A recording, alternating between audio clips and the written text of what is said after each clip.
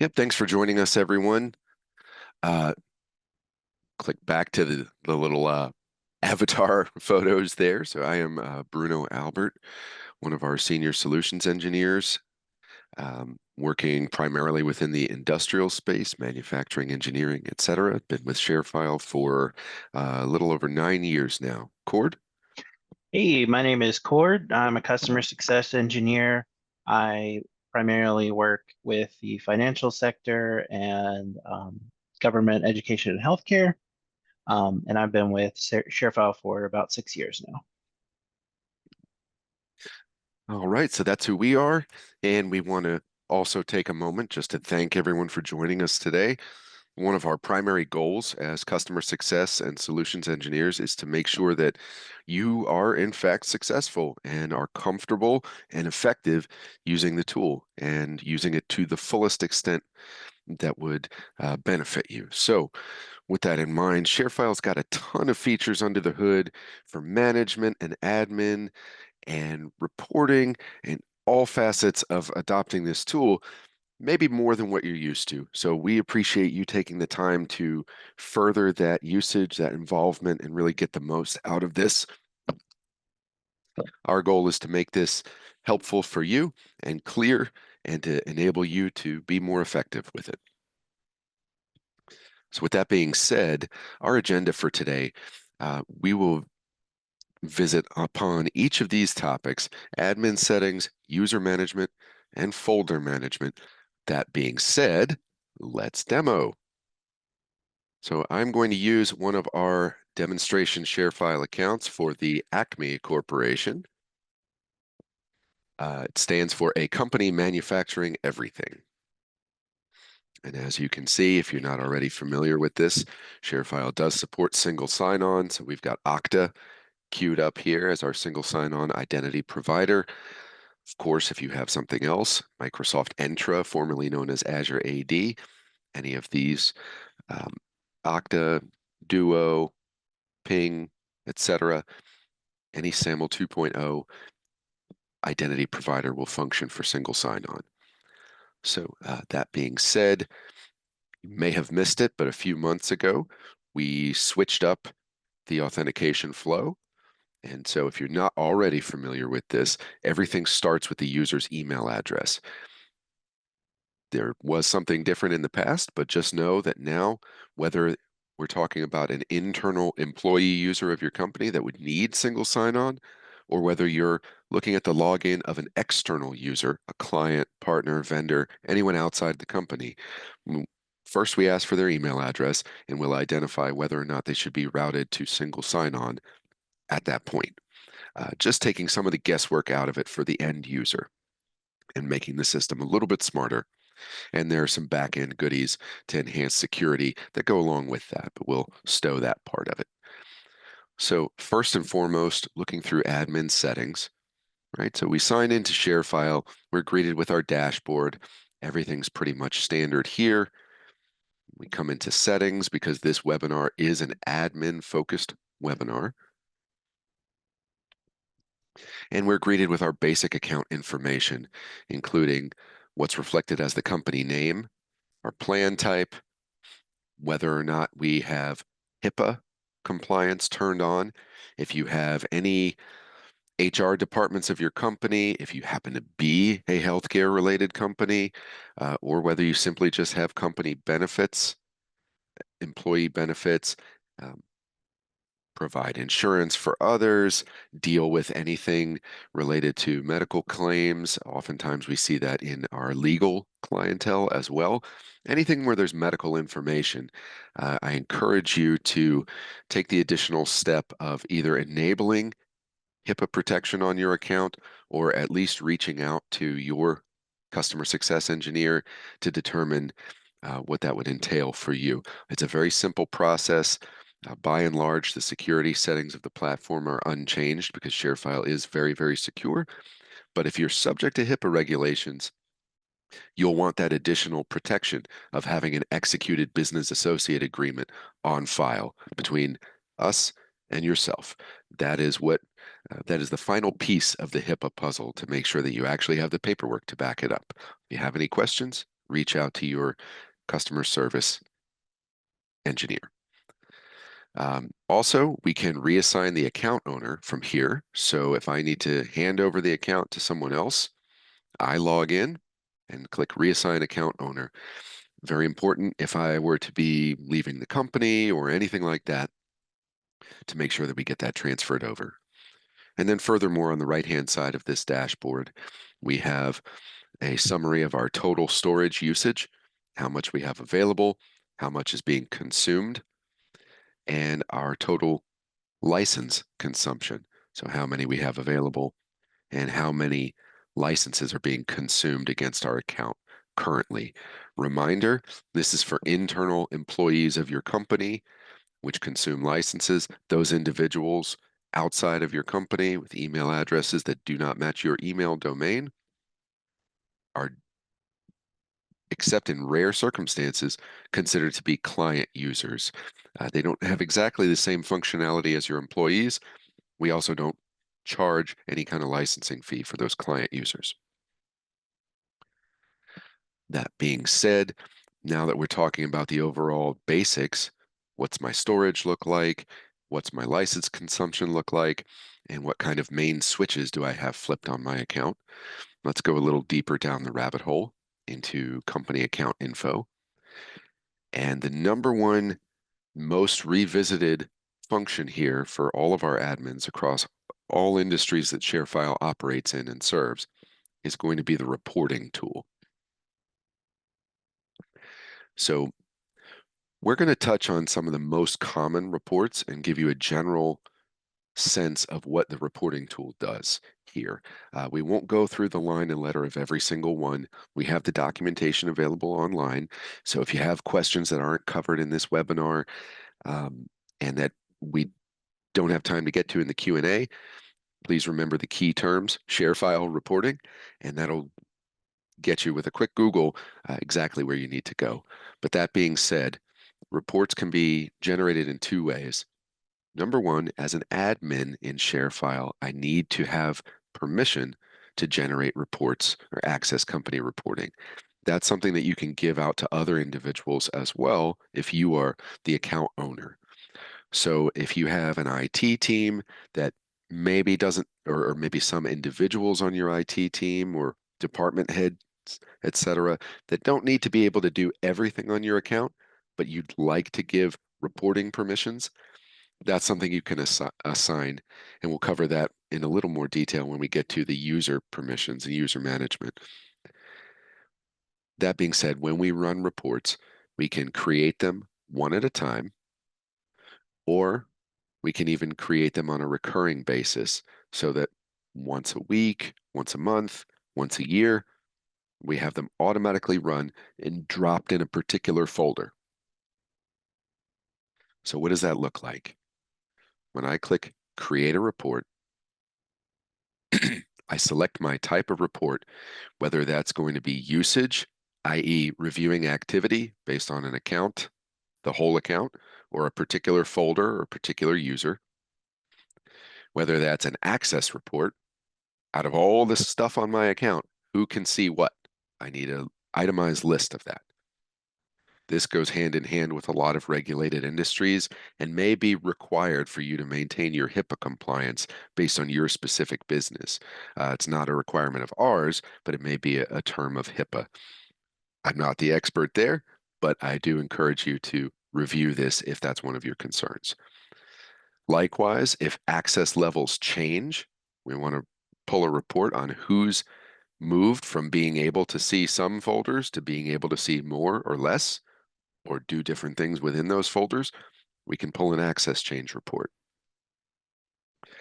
Storage detail and storage summary are for peering into how my data, my storage consumption is being used on my account, which files and folders and which users are taking up the most space, where everything lives. And for some of our customers that may have storage zones in different geographic regions of the US or different geos of the world, this will tell you which areas are getting the most traffic and whether you're using way more in the EU or Australia, etc. Running down the list here, of course, we've got reports that can give you details on sharing and requesting files, who's doing that the most, breakdown of all the users, and much less frequently requested nowadays, we do have bandwidth details so you can see how much throughput is being used against your account, as well as sent and received messages. So let's look at a usage report.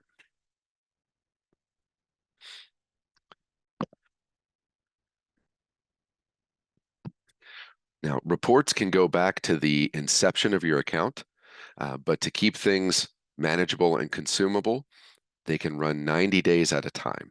So if we wanted to go back to 10 years ago, that's fine, but we do need to keep it in 90-day chunks.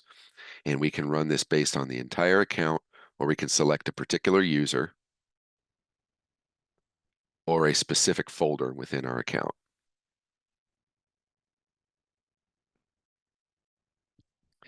In the usage report, as our example, we have all different types of activities, logins, downloads, uploads, and so on and so forth. We can include all of these, or we can dial this back to only show specific activities that we're looking for. And when we determine whether or not this report should be done on a recurring basis, then we're able to set the frequency, daily, weekly, or monthly. We're also able to choose where this folder gets deposited.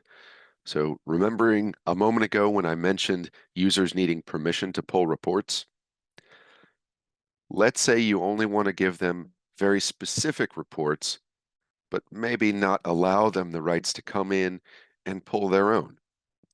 That's fine. Create a report, drop it in a folder where they can see it. I would also suggest turning on notifications for that folder so that as soon as the report's ready and saved in a given folder, all those people with alerts turned on will get emailed, hey, there's a report ready for you. At that point, they don't need any special permission. It's just another file, and you're just sharing it with them.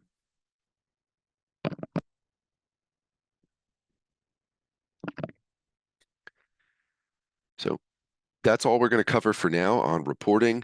And while we're in company account info, just want to visit briefly on the concept of company branding. To be able to manipulate this section of your ShareFile account, this is a permission that's assignable to given users.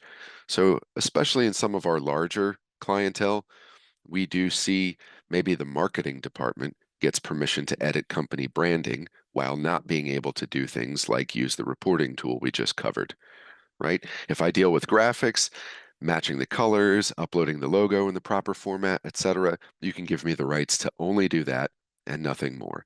But as you might imagine, you probably don't want everyone to have this permission. So it's something that's assignable and can be broken out to only be given to those who actually need it.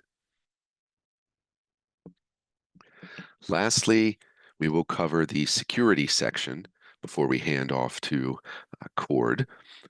And so we'll look through some of these options. Again, we won't cover everything in ultra detail, but let's just take a look at the most common pieces here.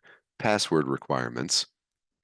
Briefly, this is where you set your company policy as to the minimum password length, how many numbers and special characters it needs to contain, and how long it's good for. Do you want to specify that your users have to change their password after every 90 days?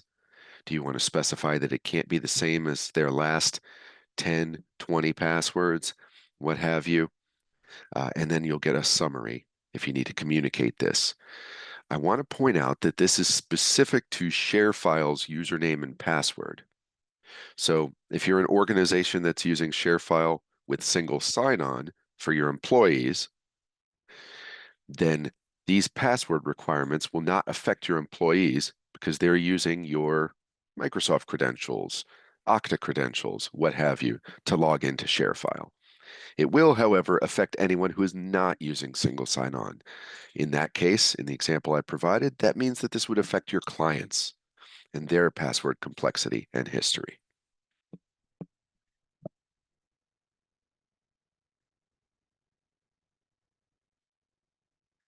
Moving down the list here to login and security policy, just as we described the passwords not affecting single sign-on users, ShareFile has its own two-step verification.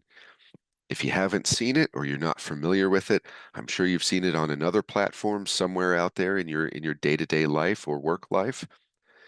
Essentially, when you log into ShareFile with a ShareFile username and password, whether you're a client or an employee user, these settings dictate whether you'll be prompted to receive a code via text or a voice call, or use one of those authenticator apps like Microsoft Authenticator, Google Authenticator to generate a token to prove it's you so that you can log in.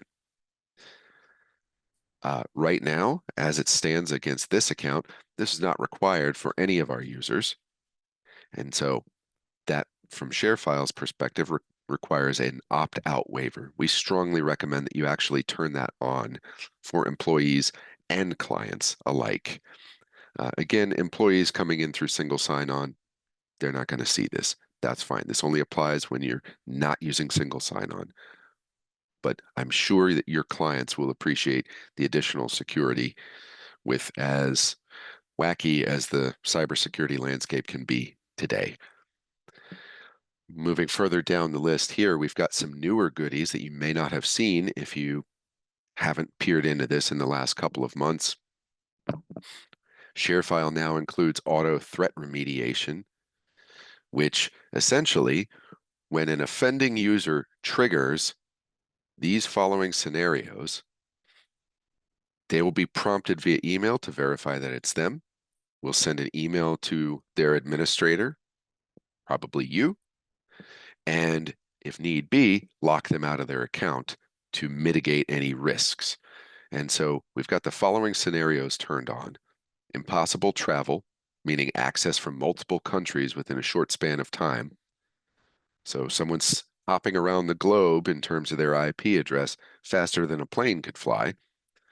High download activity is something that's unusual for this user, a weird trend that signifies potential trouble, or access from a high number of IP addresses.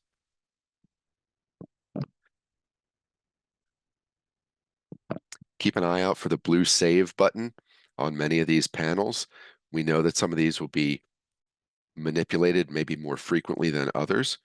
And so you can come in, make any changes you need to, and quickly click save on just this pane. Just keep an eye out for that. It can be easy to miss if you're in a hurry or you're unfamiliar with the tool.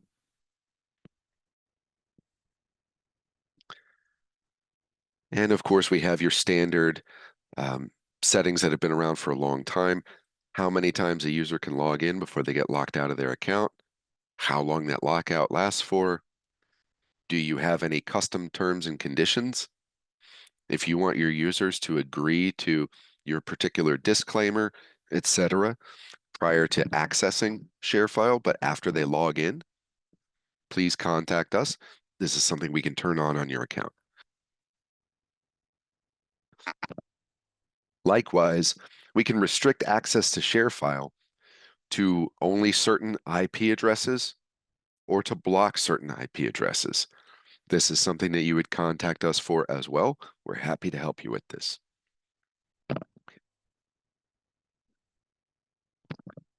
And really the last main piece of the puzzle, we'll touch on some of these further down the page, but this is the last one we'll discuss with true detail, authentication and re-authentication. If I open up ShareFile in my web browser, how long will it sit there before I'm kicked out? And if I have some of my desktop tools like ShareFile for Windows or the mobile app turned on, how long will I stay logged in before I have to re-authenticate? These are entirely up to you and your organization's security preferences. Rolling down the list, we've got our single sign-on setup. So you may already be familiar with this kind of thing. If you're working as an admin and wondering about our single sign-on, chances are you've seen some form of this in the past. Note that you can require single sign-on login for employee users, meaning if we detect that email address that a user is coming in through our front door with belongs to one of your licensed employees, we will force them to use single sign-on and not log in with a ShareFile username and password if you check yes here. If not, they will be able to log in with either SSO for convenience or ShareFile username and password. The exception there, of course, are admins who have permission to come in and reconfigure this. As you might imagine, to do maintenance, I need to be able to get in the unlikely event that single sign-on needs work or perhaps is not functioning properly. Maybe my certificate has expired with my provider. That's fine. That is always available as a break glass in case of emergency type of permission for administrators who have that level of permission. Everybody else is subject to the rules. That is going to go ahead and cover or wrap up my session here. Oh, excuse me. No, I do want to touch on security alerts for you as well. So when we discussed auto threat remediation a few minutes ago, we touched on admins being notified in certain scenarios. Security alert settings are where you dial in who gets that notification in which scenario. So not only can we lock someone out for offending behavior, but you're able to customize who receives an email about it. So when a user signs in from a different country, let's say, for example, that's my client, an external party to my company. They're always signing in from the US. Tomorrow, they're signing in from somewhere in the EU, and that's very unusual. Who's going to get the email about it? Well, if clients is checked, that means they themselves will actually be emailed about it. If employees is checked, then the folder owner who is sharing data with that client will receive a notification about it. And if it does happen to be an employee who's triggering this alert, then they would receive notification themselves. And finally, an administrator, that's me. I'm going to get notified of it. If it's too much, then I can take myself off of that list. That's probably not what you want to do. But that is just to highlight scenarios where employees and clients alike would receive notification either about their own activity or about activity of someone that is interacting with data they own, i.e., I'm the employee, my client's triggering an alert. Alternate contacts is something that was very much requested as soon as we rolled out this alerting capability. So if I need the entire IT team to be notified about this, not just me, let's say I'm on vacation, it's not going to be a whole lot of help. That's fine. We can set up alternate contacts right here. And those can be individual users or an entire distribution group of users. That being said, now my section is done and I will hand it off to you, Cord. All right, thanks, Bruno. So we're going to go ahead and jump into some of our advanced preferences here. So the first one we want to touch on is our file settings. So one of the big things we've added in the last year is the ability to change both your share setting defaults and your request setting defaults from your admin panel here. So what you can do is come in here and remove the ability, for example, to send out anonymous links or links that only require your name and email. And this will force all your links that you're sharing out to require users to log into your account. So it's a great way to increase the security on your account. If you want, you can always leave these on and you can come down here to default settings and you can come in here and specify that the default behavior for a link, unless it's manually changed, will be something more secure, for example. And then anytime a share link is created, it's going to default to being a sign-in required link, but employees will have the discretion to change that as well. In addition, you can make these changes apply to your Outlook, ShareFile for Outlook. So you can come in here and set what the default is here, and then you can also completely lock the Outlook plugin from being able to be changed. So maybe you want to allow name and email links, but you want Outlook to always be sign in when your employees share something out, so you can do the prevent. And then finally, you can set the maximum expiration. So if you wanted to set no link can ever be shared on your account that's longer than 6 months, you can set that. And then a user can always choose a lower setting when they're creating their link, but by default, all your links will expire after that 6-month period. And then you will also have similar options for your request settings. Set your options here again, and then if you want to do Outlook, and then you can also save. One thing to note that's handy, so if you set that maximum expiration, what you might also want to do is set a default retention policy on your account to match that. That way you don't have to worry about your files and your links not having the same expiration length. So you can set that here. What this applies to for default retention policy, it will apply to all the new folders that are created on the account. So that includes users' personal folders, as well as any new folders created in shared folders. But it will dynamically, it will apply to your users' file box settings. So if I go in here and set this to 30 days, then all my users' file boxes will immediately update to a 30-day retention policy. Their personal folders won't change, and existing shared folders will not change. If I create new shared folders or new users, they'll immediately inherit this policy, retention policy.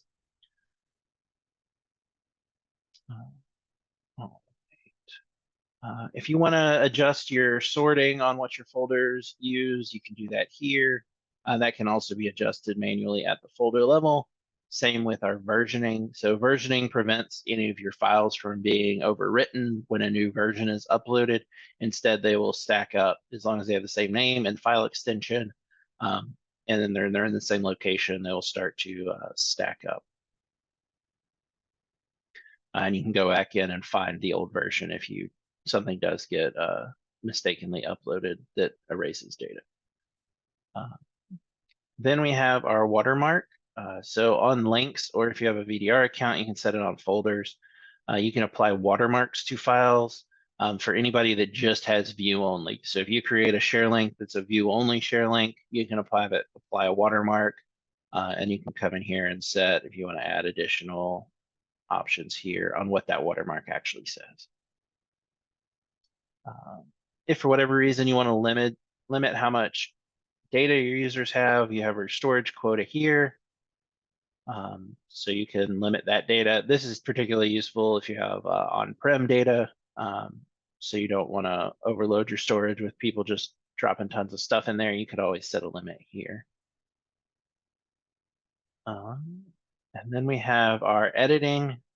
So if you want to allow users to make use of the Microsoft Office editing within ShareFile, you can enable that here. You can also set up, if you do have on-premise storage, you can set up a Office online server connected to your on-prem storage and utilize editing through that as well. All right. So that's all of the add-in settings we were going to go over today. What we're going to jump into next is folder management. So if you go to your left side menu here, you'll see your personal folders, which is a folder unique to that individual user, and your file box and your recycle bin. Those are all unique to the individual user. You'll also see shared folders here. So if you come into shared folders, you'll land at the root directory of your ShareFile account. And you can create folders here for however you want to organize stuff. We generally advocate for best practices to have a broader folder structure rather than a taller folder structure. So instead of coming in here and putting every client's individual folder here at shared folders, what I can do is create like a client's folder, and then I can place my client's individual folders within that. Ultimately, this allows for much easier management of your folders. If you need to add an employee to those folders, you can do it from the top down level rather than having to go into each one individually. So if I come into this client folders here, we can see I have a bunch of folders set up. And then if I go to people, I can add users to that folder very easily. So right now, I can just go into add people to folder. Find my coworker Tepe here, and I'm going to add folders. I'm going to ignore notifying at this moment so we don't spam him with emails. We can also apply these settings to the subfolders. So what that's going to do is apply it to everything below this. So it's typically how you want it to perform, but maybe you only want to add somebody to a certain level of a folder. You can do that as well. Just uncheck this box. So then we just hit add, and now we can see Tepe is now on this folder as well. What you can also add is a distribution group. So if you have a large number of users on a folder, you can easily add them to that distribution group and apply that distribution group once. And then any new users you need to add to that folder, you just put them in the group and they'll have access to everything that that group has access to. As you can see, Tepe was already in this group, which is why he showed up as an owner over there. And he will get permissions based on whatever gives him the most. So while this distribution group only had view permissions, because I added him as an individual, he would then get whatever I gave him there. He is also in my super user group though, so he's going to get everything anyway.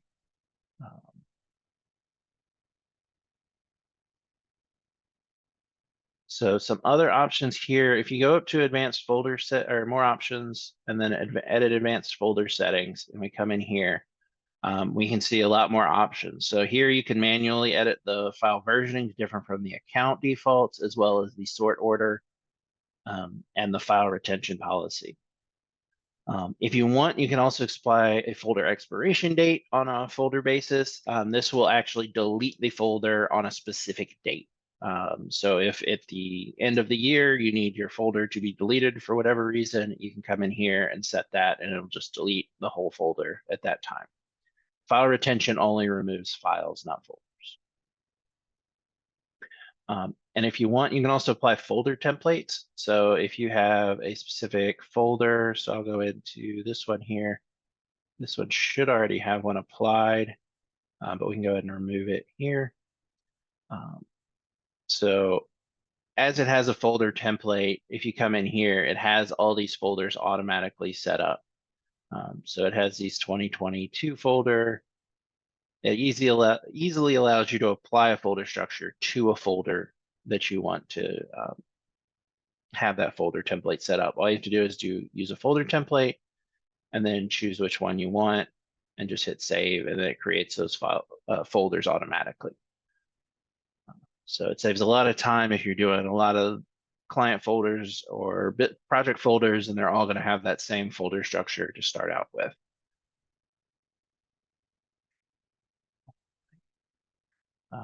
And if you do want to create additional files or folders in here, so if I want to create a new client, for example, all I need to do is come into here and do create folder, give it its name. If I want, I can add the people to it as part of this creation step, and I can also assign that template. And it'll create everything all in one go. All right, so let's go ahead and jump over to user management here and touch on how to create users manually. So if you come to people, you'll have manage users home, which lets you search your users, create employees, create clients, all from here. You can also go to browse employees or browse clients to see those specific lists, and you also have the option to create them here. So creating a client is very similar to creating an employee. You're just going to have, you won't have their user permissions options for the account. You'll only be able to add them to folders from here. But all you have to do is come in here. You can do their first and last name, email address, and company. If you want to do more than one user at once, all you have to do is click add another and then just put their information in, and then all these users you create at once will get the same permissions and everything as you go. If you have a whole bunch of users and you don't want to have to keep clicking add another and typing in their information, you can use an Excel form. Just come in here to import multiple users, download this template spreadsheet, fill out the template with your user list, and then you can come back in here when you're ready and just upload that specific file. And it will automatically add all those users to this window. So if we jump into user access, this is going to be what controls your users admin settings, essentially, and what level of access they have on your account. So these are all the default settings. If you have our signature product, or if you don't have our signature product, you won't see e-signature there, obviously, but everything else is pretty standard. Personally, I generally recommend removing this create root level folders and shared folders from your end users. This will prevent them from going to that shared folders section and just creating whatever folders they want. It's generally better to have create them a folder based on a project or their department and then let them work out of that specific folder. It'll make your admin job much easier instead of coming in a year from now and finding 500 folders that everybody has just created there, and you have to sort out what's important and what's not. And just to touch on, here was the permission that Bruno mentioned earlier about single sign-on settings. So anybody who has this permission will be able to always log in with a password, whether that requirement for single sign-on is in it. But once you have chosen all the permissions that user or users should have, you can then jump down here to the bottom. If you want, you can assign them to folders individually here or add them to the distribution group. So if you know you want to add users to a distribution group, it's always easiest to do it straight from here. And then you'll just do create and continue. So that next step is going to take you to send the welcome email. If you ever need to resend a welcome email, you can also, over on the left side at the bottom, you'll see resend welcome emails. It's going to be the same exact form here, except on the creating a client user, it'll automatically populate their, or creating a user will automatically populate their email address for you. And then if you want to add any additional information in the message, you can, and if you want a copy of it, you can check that box here. And this will be the email essentially that goes out. It'll have this activate account button in your message. And then once they choose this activate account, they'll go through, set up or confirm their information is correct, their name spelled right. They'll create their password, and then they'll be able to log in and be prompted for for two-factor authentication if it's required. All right. And then again, creating a client is going to be very similar. Just come in here. Again, you don't have that step 3. It just automatically goes to the step 2 with assigning data access. And then the final thing here is distribution groups. So if you do want to create those distribution groups, all you have to do is come here, create a group, name it, and then you can add users to that group. And anybody that gets added to this group will immediately have access to whatever that group has been added to folder-wise. And if you ever want to remove users from that group, you can as well. And you can also bulk upload users. So if you have like 100 users you need to add, you can use an Excel. Distribution groups can be external users as well. So you can create one for another company you're working with and put all those client users in a group, and then they'll have access as well to whatever they need.